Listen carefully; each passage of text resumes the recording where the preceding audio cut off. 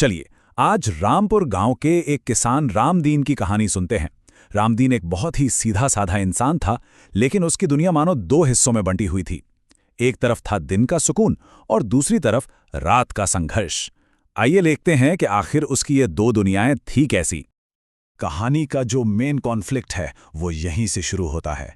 रामदीन की दुनिया बिल्कुल दो अलग अलग ध्रुवों पर थी। एक तरफ उसके खेत थे जहां शांति थी, सुकून था, और दूसरी तरफ था उसका घर जो किसी महाभारत के मैदान से कम नहीं था, और यही उसकी रोज की हकीकत थी। तो भाई, इस घर के महाभारत के मुख्य किरदार कौन थे? आइए अब उनसे मिलते हैं। सबसे पहले तो हमारे रामदीन भाई हैं। मेहनती तो बहुत थे, लेकिन अपने ही घर में एकदम बेचारे और लाचार महसूस करते थे। फिर आती है उसकी बड़ी पत्नी सरला, जो थोड़ी तेज और रौबदार थी। और आखिर में है छोटी पत्नी विमला, जो अपने आंसुओं को ही अपना हथियार बना चुकी थी। बस इन्हीं तीनों के बीच का जो ये समीकरण था, वही घर के कलह की असली जड़ था। ये जो कहावत है ना, ये रामदीन की हालत को बिल्कुल सटीक तरीके से बताती है। उसे हर रोज ऐसा लगता था मानो वो चक्की के दो पाटों के बीच पिस रहा हो। एक तरफ सरला का गुस्सा तो दूसरी तरफ विमला के आंसू। मतलब उसकी जिंदगी में शांति के लिए कोई जगह ही नहीं बची थी। अब देखते हैं कि ये रोज रोज की चिकचिक कैसे बढ़ती चली गई और इसने रामदीन को किस हद तक तोड़ कर रख दिया। सरला की मांगे कुछ ऐसी ही होती थीं। देखिए, साड़ी का पल्लू फटा है और चाहिए नई सिल्क की साड़ी, वरना घर में खाना नहीं पकेगा। ये सीधी सीधी धमकी थी जो दिखाती है कि वो अपनी बात मनवाने के लिए कुछ भी कर सकती थी। और जैसे ही सरला कुछ मांगती, विमला तुरंत अपना दांव चल देती। वो अपनी दुख भरी कहानी सुनाकर रामदीन को इमोशनली घेर लेती। एक साड़ी की मांग उठी नहीं कि उधर से झुमकों का पुराना वादा याद दिला दिया। ये तो बस एक छोटा सा नमूना था उनकी रोज की लड़ाई का। हालात तब और ज्यादा बिगड़ गए जब एक साल फसल अच्छी नहीं हुई।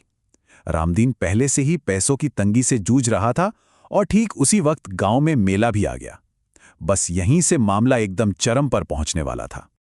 घर की माली हालत से बिल्कुल बेखबर दोनों पत्नियों ने अपनी अपनी लिस्ट तैयार कर ली। सरला को नए सैंडल और बच्चों के लिए खिलौने चाहिए थे ताकि गांव में उसकी इज्जत बनी रहे, और विमला को उसे अपनी बहन की तरह पीतल का एक बड़ा सा बर्तन चाहिए था। जब रामदीन ने हिम्मत करके अपनी मजबूरी बताई और थोड़ा सब्र रखने को कहा, तो घर में तो जैसे भूचाल आ गया। सरला ने गुस्से में अपनी चूड़ियां तोड़कर फेंक दी और विमला ने रो रो कर घर सिर पर उठा लिया। इस कलह से तंग आकर बेचारा रामदीन घर छोड़कर बाहर चबूतरे पर जाकर बैठ गया। वो उसके लिए एक ब्रेकिंग पॉइंट था, एक तरह की हार। और बस उसी निराशा के पल में रामदीन को ये एहसास हुआ कि अब सीधेपन से काम नहीं चलेगा। यहीं से कहानी एक बहुत ही दिलचस्प मोड़ लेती है, जब एक मजबूर इंसान हालात को बदलने के लिए चालाकी का सहारा लेता है। तो रामदीन ने एक जबरदस्त प्लान बनाया, 3 स्टेप्स का। पहला, बहुत गंभीर रूप से बीमार होने का नाटक करना। दूसरा, कुलदेवता के सपने और उनके श्राप की एक मनगढ़ंत कहानी बनाना। और तीसरा, अपने जिंदा बचने के लिए घर में शांति की एक शर्त रख देना। वो एक बेचारे पीड़ित से अब एक रणनीतिकार बन चुका था। पता है रामदीन के प्लान की सबसे कमाल की बात क्या थी? उसने श्राप का कारण सीधे सीधे अपनी पत्नियों के बर्ताव से जोड़ दिया। उसने कहा कि ये श्राप घर में हो रहे लगातार कलह क्लेश की वजह से लगा है। ये सीधा प्रॉब्लम की जड़ पर हमला था, एक साइकोलॉजिकल मूव। ये था रामदीन का मास्टर स्ट्रोक। उसने अपनी जान को ही दांव पर लगा दिया। शर्त बिल्कुल साफ थी, अगले 7 दिनों तक घर में पूरी शांति रहनी चाहिए। एक बार भी ऊंची आवाज नहीं होनी चाहिए, नहीं तो उसकी मौत पक्की। अब इस एक शर्त ने दोनों पत्नियों को ऐसी सिचुएशन में डाल दिया कि उनके पास साथ मिलकर काम करने के अलावा कोई और चारा ही नहीं था। तो क्या रामदीन की ये चाल काम आई? अरे, इसके बाद घर में जो हुआ वो किसी चमत्कार से कम नहीं था। ये उस अविश्वसनीय बदलाव का सफर था। पहले दिन दोनों ने बिना किसी बहस के साथ में खाना बनाया। तीसरे दिन जब गुस्सा आया भी तो रामदीन की कराहत सुनकर वो दोनों चुप हो गईं। 5वें दिन तक तो विमला ने रोना धोना भी बंद कर दिया था, और 7वें दिन घर में ऐसी शांति थी जो शायद पहले कभी नहीं थी। मतलब इन 7 दिनों में तो रामदीन के मजे ही आ गए। उसने राजाओं जैसी जिंदगी जी, उसे टाइम पर गर्मा गर्म खाना मिला और दोनों पत्नियों ने मिलकर उसकी इतनी देखभाल की। घर का माहौल ही पूरी तरह बदल गया था। अब कहानी अपने अंजाम पर पहुंचती है। जहां रामदीन अपनी चाल का पर्दाफाश करता है और कहानी का असली सबक हमारे सामने आता है।